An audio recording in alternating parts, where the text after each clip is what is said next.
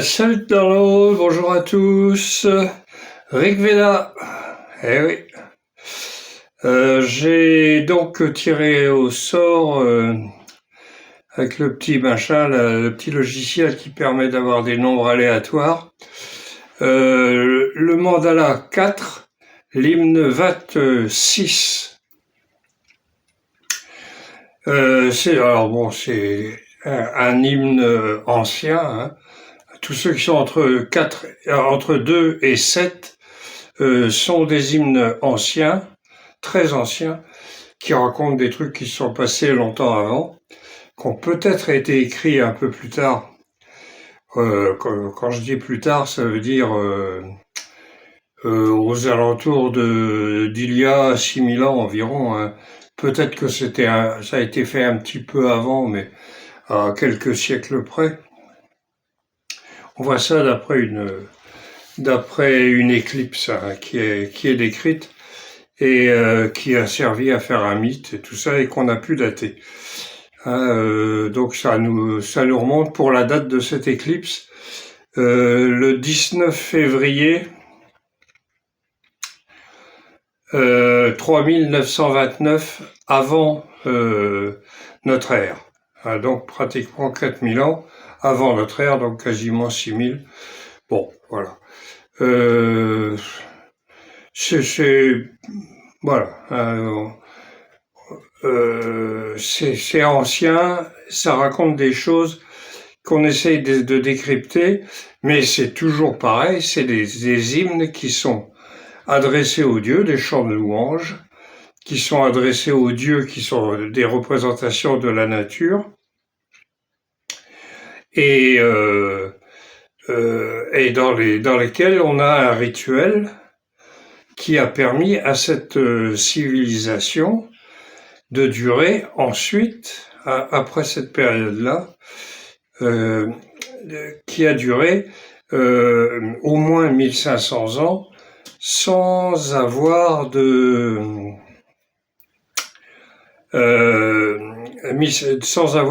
sans connaître de guerre, de troubles, de quoi que ce soit. C'était pacifique et très prospère, puisque, comme il dit, ils passaient pas leur temps à se ruiner, à aller faire des porte-avions et des choses comme ça. Voilà, tout le monde, ça allait bien, il n'y a pas de traces de misère excessive. Il y a des inégalités, mais ça c'est partout. Il y a des gens qui sont grands et beaux comme moi, et puis d'autres qui sont petits et moches comme Macron, mais ça c'est autre chose. Bon, j'arrête. Alors, c'est un hymne à Indra. Donc Indra, je vous rappelle, c'est un des dieux principaux, même s'il n'y a pas même s'il n'y a pas de hiérarchie dans les dieux, un des dieux qu'on trouve le plus souvent, c'est peut-être lui qui a le plus d'hymnes qui lui sont adressés. Donc ça vient d'une racine indo-européenne, Ind, qui signifie puissance, force, énergie.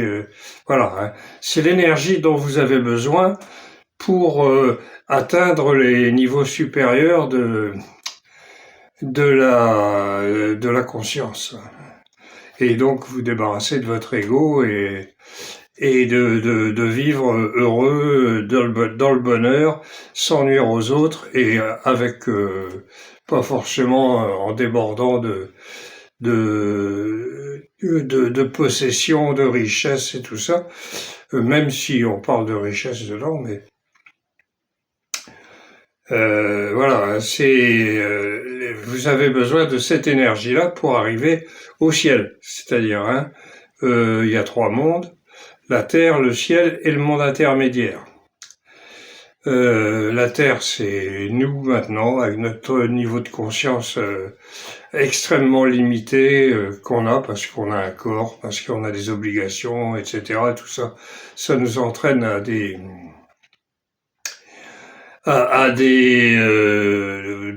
des choses quoi. Et Tiens, j'ai allumé qu'une lumière. Et ouais. Et donc Indra, donc c'est lui qui a sans doute le plus d'hymnes euh, dans tout le Rig Veda. Hein. Bon, alors, je me suis pas amusé à les compter, mais j'aurais pu. Alors, le Rishi, bah, c'est Vamadeva Gautama, qu'on a déjà vu, donc la fameuse famille des Gautama, qui se réclame alors ce Vamadeva là se réclame d'un certain Gautama, qui était sans doute un des premiers rishis. Et bon, alors il a différents qualificatifs, mais bon.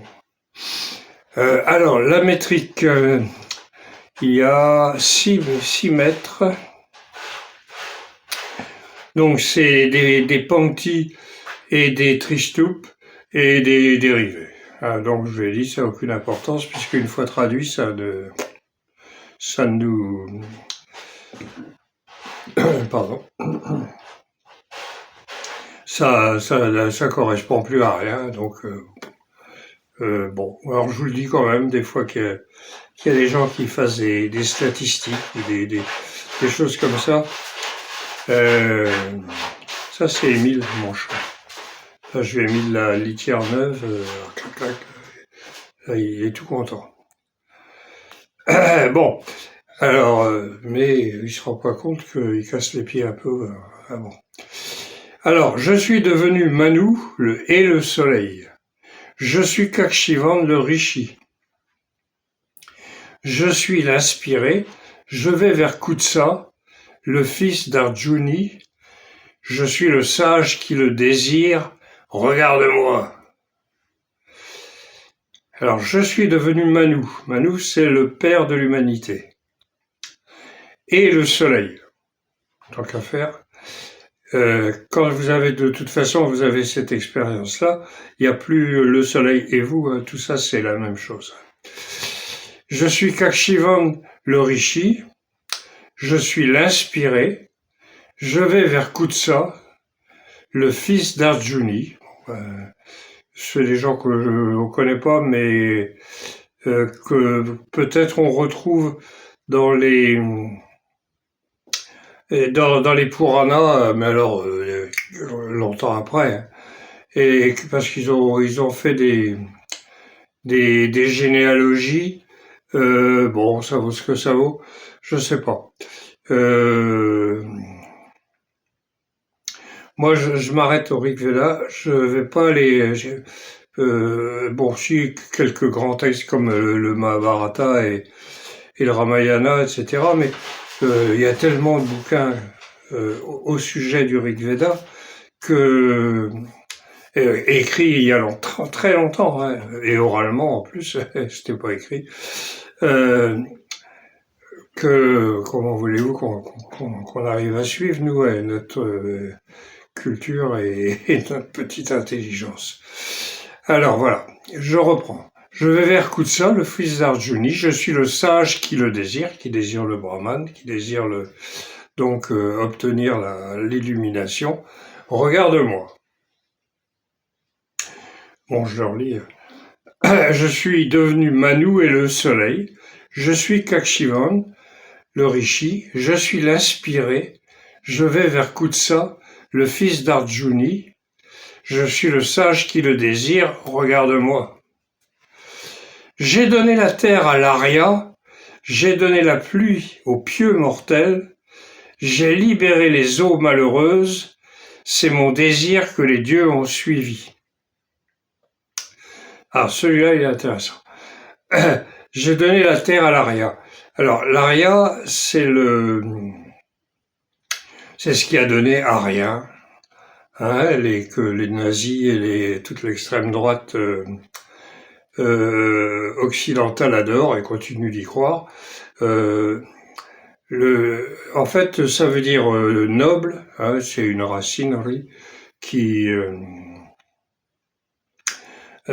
signifie qui agit bien. Enfin, Euh, bon, c'est un dérivé, et c'est encore utilisé de nos jours pour quand on s'adresse à quelqu'un qu'on respecte beaucoup. Euh, on l'appelle Aria, et si c'est une femme, on l'appelle Arié. Et oui, ça veut dire noble. Noble dans le sens noble du terme, c'est-à-dire pas aristocrate, mais quelqu'un de bien. Quelqu'un de bien, qui est honnête, qui est bien, qui fait ce qu'il y a à faire, etc. Donc j'ai donné la terre à l'Aria, j'ai donné la pluie aux pieux mortels,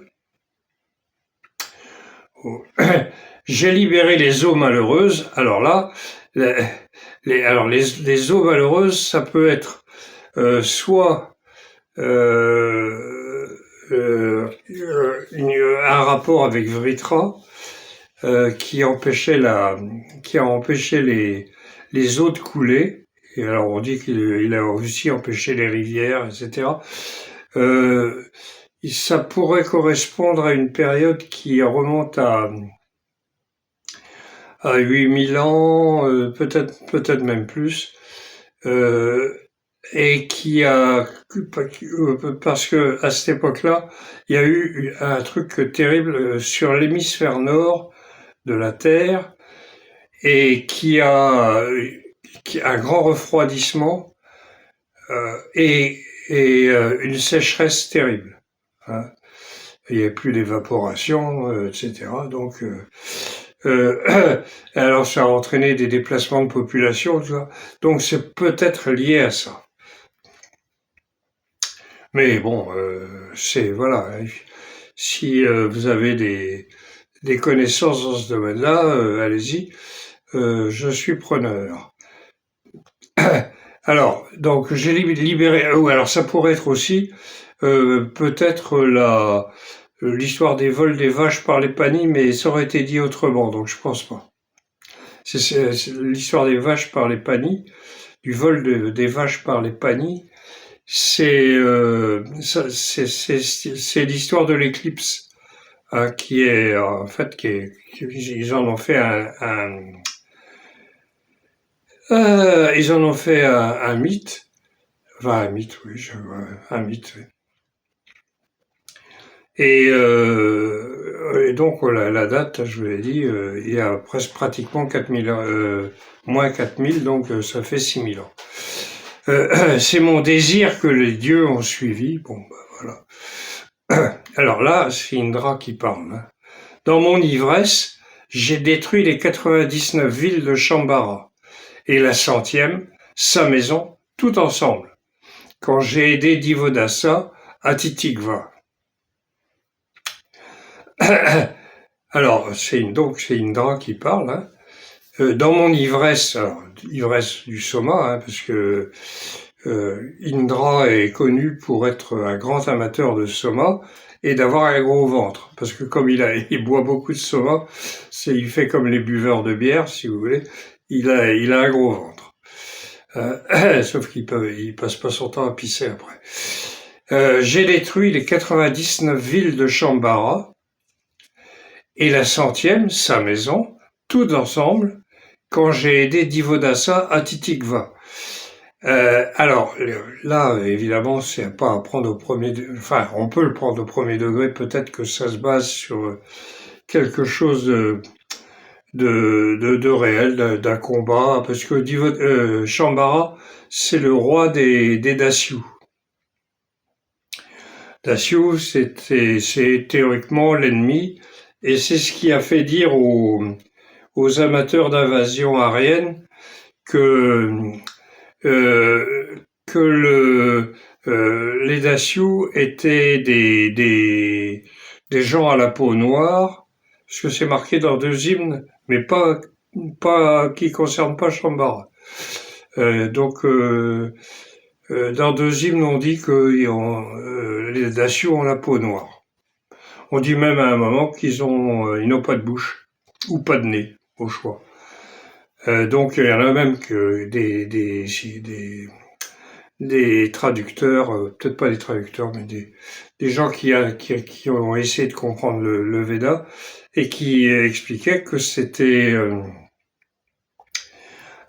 probablement des gens de type africain, parce qu'ils ont le nez épaté, enfin plus rentrés que nous, les nez pointus, les occidentaux. Bon, ouais, peut-être.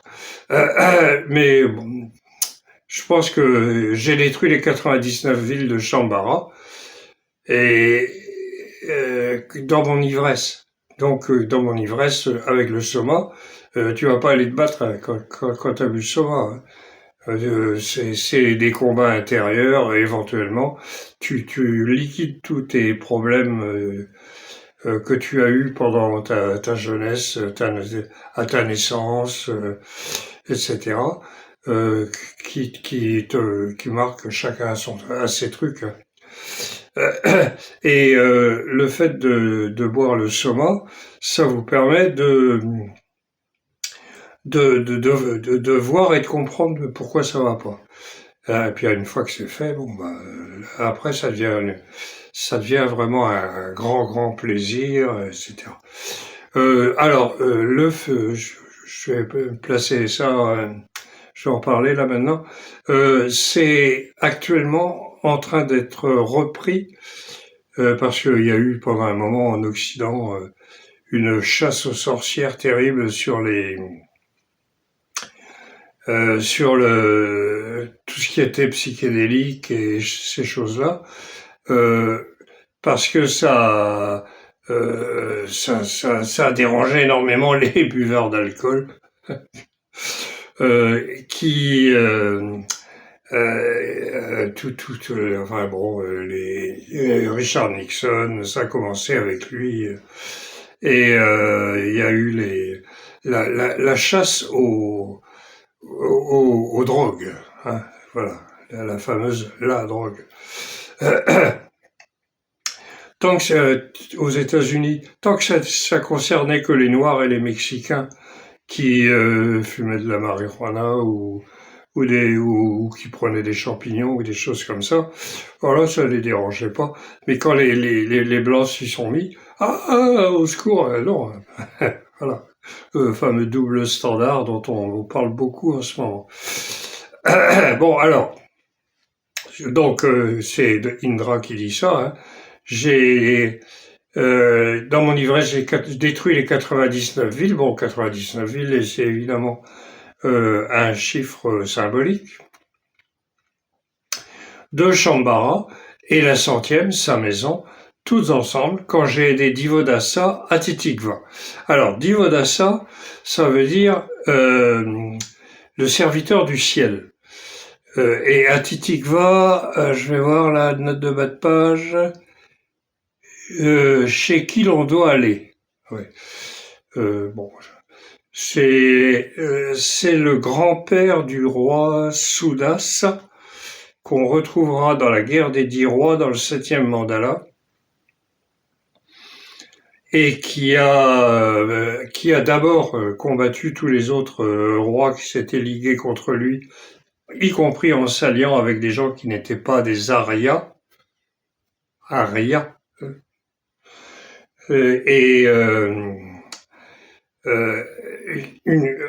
il y a eu des morts, il y a eu 2 combats au moins, dont un sur la Yamuna et un autre sur la Paroshni.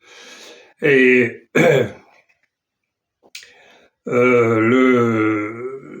après ça, il y a eu je pense, c'est ce qui semble être le cas. Ils se sont regroupés, puisque c'est Sudasa qui a gagné, et ils ont démarré un changement complet de type de société, quoi. Au lieu de se bagarrer entre eux à longueur de temps, etc.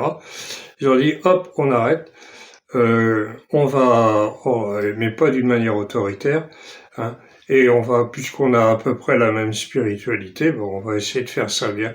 Et après, ils ont donc commencé à construire les villes, dont je parlerai dans une autre vidéo, mais pas sur cette chaîne-là, sur l'autre.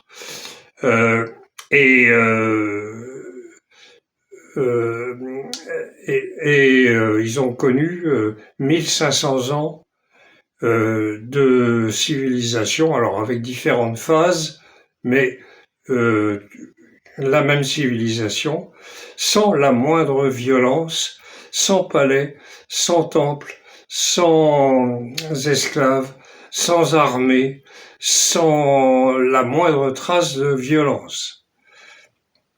Et c'était pas des petites villes ou des villages, tout, c'était des grands trucs, tout en briques et tout et tout. Hein. Et il y a encore, il y en a encore voilà, plein en ce moment. Quand c'est pas inondé, mais enfin, euh, bon, je sais pas combien de temps ça a duré, parce qu'un jour ou l'autre, il y a bien ça, et ils vont arriver à se taper dessus, mais bon, entre le Pakistan et l'Inde. Bon, alors voilà, hein, donc Divodasa Titikva, lui, était donc le roi des Bharata. Les Bharata, c'était une famille qui faisait partie de la confédération des Pourus. Et c'est les Bharata qu'on retrouve après dans le Mahabharata et dans le nom de l'Inde d'aujourd'hui, hein, Bharat. Eh oui. Bon, alors là maintenant, c'est le rishi qui parle. Que l'oiseau apparaisse devant les autres, ô Maruts, l'aigle des aigles, celui qui vole vite, parce que celui qui a de belles plumes et qui n'a pas de roue, avec son propre pouvoir, apporte l'offrande de Manu agréable aux dieux. J'ai rien compris. Je recommence. Que l'oiseau apparaisse devant les autres, ô Maruts. Alors les Maruts, c'est les compagnons d'Indra, c'est une bande de jeunes turbulents, et on dit que c'est les vents qui amènent la mousson. Donc bon, pourquoi pas. Non, par contre, comme c'est un hymne qui s'adresse à Indra, donc c'est assez normal qu'on s'adresse à eux aussi. Mais bon, ouais. Alors que l'oiseau apparaisse devant les autres, quel oiseau? Peut-être Indra, je ne sais pas. L'aigle des aigles, celui qui vole vite, ouais, ça doit être Indra. Parce que celui qui a de belles plumes et qui n'a pas de roue, là, il y a quelque chose, mais avec son propre pouvoir, apporte l'offrande de Manu agréable aux dieux. Bon, là, je comprends pas tout. Hein, pas tout, du tout. Quand l'oiseau l'apporta, rapide comme la pensée, volant vite. Quand l'oiseau l'apporta, rapide comme la pensée, volant vite, a été libéré sur le large chemin, l'aigle est venu ici rapidement par le doux soma et le flot de compréhension. Quand l'oiseau l'apporta, alors là c'est le rishi qui a repris la parole. Quand l'oiseau donc l'apporta, alors je pense qu'il parle d'Indra là, ou à moins que ce soit l'oiseau qui apporte le soma. On dit aussi que le soma qui pousse dans la montagne est apporté par un oiseau, un aigle.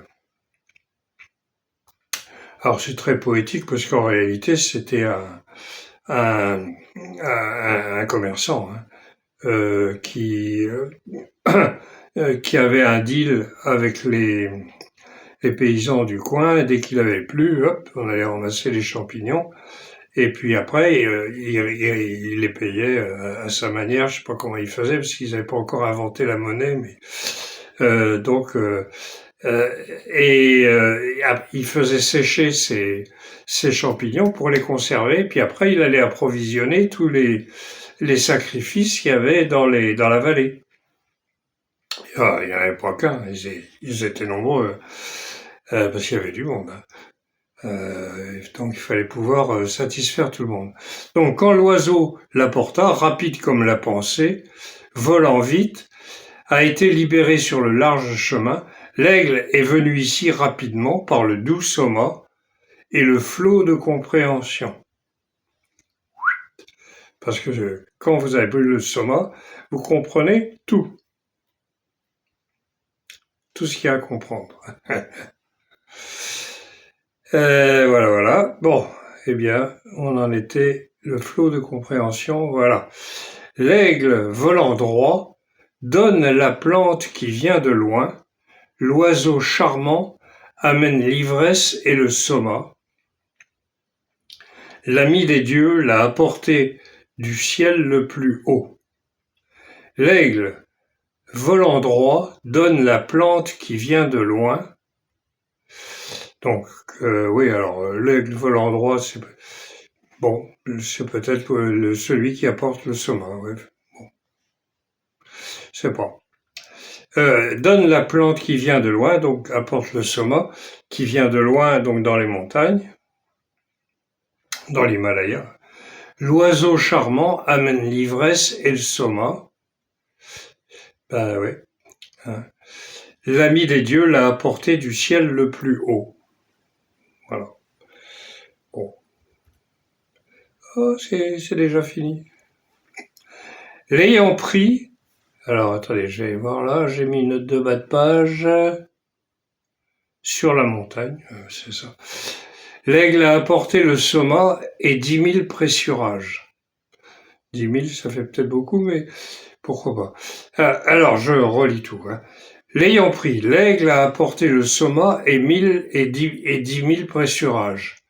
Le généreux a abandonné ici, dans l'ivresse du soma, ensemble, la jalousie, les gens stupides et les gens non stupides.